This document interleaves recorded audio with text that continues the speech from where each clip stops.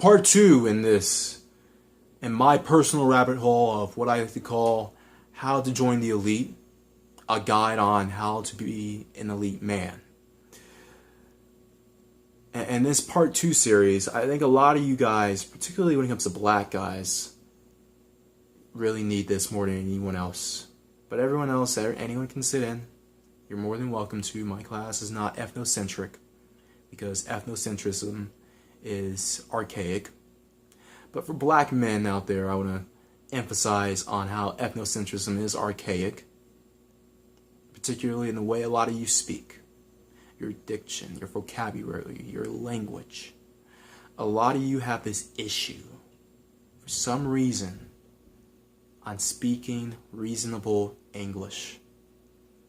Now, when it comes to speaking reasonable English, I'm not talking about you sounding a particular way in which you have to sound white. Now, you don't have to go as far as myself or Donovan Sharp on speaking as if you're a white person.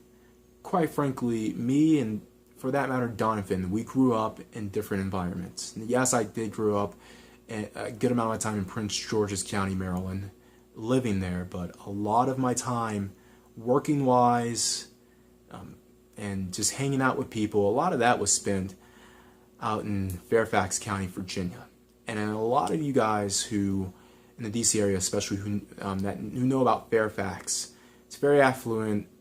At one point it was very white. Now it's pretty diverse with a lot of Asians and Hispanics and African blacks, or Caribbean blacks, and some of your whitewashed blacks. Now, I never lived there personally myself, but I have spent more than enough time there working, hanging out with people, particularly people I've known from work and in other places, and my social circle sort of grew to the point in which I knew more people from there than, or had more friends from there than from PG County, actually. So I guess you can say that's part of the reason why I speak the way I do. Also, because my dad actually gave a shit in my life and actually purchased Hooked Phonics, which I remember very fondly. God rest his soul. Given that, a lot of black men these days, you all feel as if you need to. I don't even think it's because a lot of you can't. Because by saying a lot of you can't speak reasonable English, for example, I'm gonna give some examples. O'Shea Duke Jackson, he can speak English. I mean, you can tell he's black, but he can speak English. Your Angry Man's, he doesn't have this Ebonic slang to him. Oh, a perfect example would be Anthony Brian Logan. Speaks perfect English. You can tell he's black, which there's no problem with that. But he can speak English. That's the main point. And that's where I want to get for you guys. That's where I want you guys to end up, at the very least. But a lot of you guys feel as if, since you were born in this part of the country, since you were born in the South, or in flyover country, or in the streets of Bronx or Brooklyn or Philly somewhere, that you are only capable of speaking a certain way, or in some cases that you have to speak a certain way in order to keep it black. Well, I'm here to tell you, no. One, you don't have to speak a certain way, and two, you are capable of speaking, of transitioning how you speak. And quite frankly, the argument that you can't speak a certain way, that you're incapable of doing that, sort of gives credence to a lot of these people on the hardcore right, your neo-Nazis, your alt-rights, on black people being incompetent. And if anything, I'm going to give you all some sort of inspiration, even you pro-blacks out there, wouldn't you want to speak perfect English if only to prove the racist and white supremacists wrong? Just for that reason alone? I know, another good example, and I know he doesn't like whites at all. Rango TV Raw. He can speak English. He can speak with good diction and a good vocabulary. But he'll probably say, fuck whitey and white supremacy, yeah, trust me. But this is not the point. The point is not to prove whites wrong or prove white supremacists wrong, because that's not the reason why I'm going to tell you guys to speak proper English. Quite frankly, it's because it'll get you ahead in life, much further ahead than where you are right now. I've said in certain videos in the past that a lot of black men feel as if they need to speak as if they just came out of the plantation or a rap video for a particular reason. And I know a lot of you guys, I know there are some of you guys who are just incapable of doing that. And for some of you guys, I'd strongly recommend paying for classes, professional speaking classes, that will help you get out of that ditching and start speaking a more neutral version of English. For all of you who are raised in the South and who just brought up Southern and that sort of thing, I'd recommend, one, increasing your vocabulary, whether it's by reading books or, hell, listening to Audible books, and not just of easy stuff, not just of Pookie and Ray Ray go to the club tonight. No, not those kind of books. I'm talking about real books, real Audible books at the very least. But reading is probably the best effective strategy on increasing your vocabulary. Also, the stuff you watch sort of helps as well. It sort of influences that as well. So if you're on World Star Hip Hop all day, or if you're watching some sort of rap video, or you're watching some fuckery on social media, tone that down a bit. Start watching stuff that helps you, like some of my vids, some of the Black Manosphere's vids, some whatever vids. Trust me, a lot of what the Black Manosphere puts out is entertaining, believe it or not.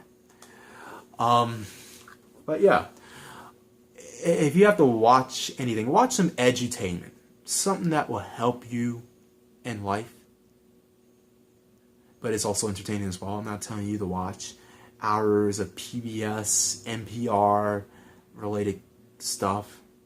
That puts everybody to sleep. And there's a reason why they have telethons every 3 months.